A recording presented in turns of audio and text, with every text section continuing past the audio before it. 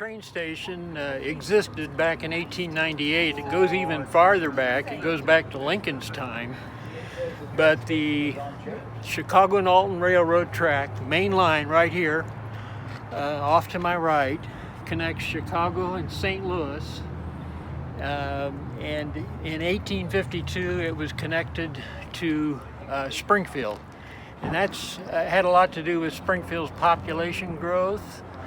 And the 1898 mine battle connects to the story in that Virden is just 22 miles directly south of where we stand. And when the battle ended at Virden, the train came north the 22 miles between the two towns, passed here, and made a stop. The strike breakers, I hate to call them strike breakers because there was really not a strike, there was a lockout at Virden, but the replacement workers, or scabs, got off the train here and walked about 4 blocks to the Union Hall that will be our next stop.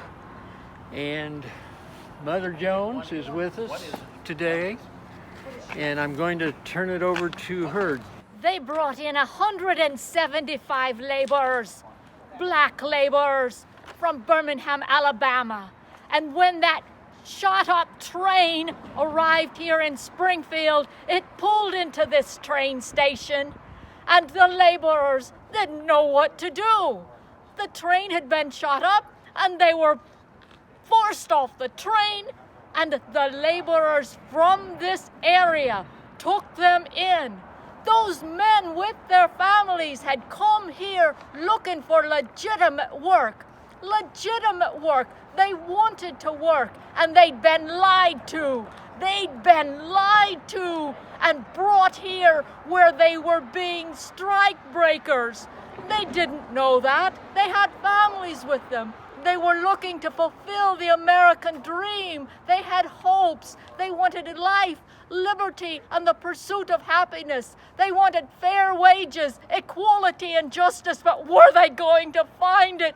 No. They were brought here and dumped off with no recourse. They had to scrounge to find what little monies they could make in order to either find their ways home, back to Birmingham, or to find work here in Springfield, or to maybe find their way to employment somewhere else. But they were not welcomed. They were not welcomed here. They were lost in a land where they had been promised milk and honey. But no, they were brought here and left to suffer at the hands of the coal mine owners.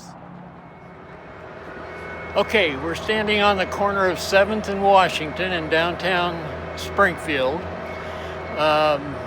We're only 4 blocks directly east of the train station where the black miners would have been removed from the train and brought down to the Union Hall to get some food and learn the real facts of what was going on in Illinois. They had been duped or deceived, as we all know. But in this building, the miners actually, the union actually welcomed them and welcomed the opportunity to straighten them out on what kind of a situation they had been brought into.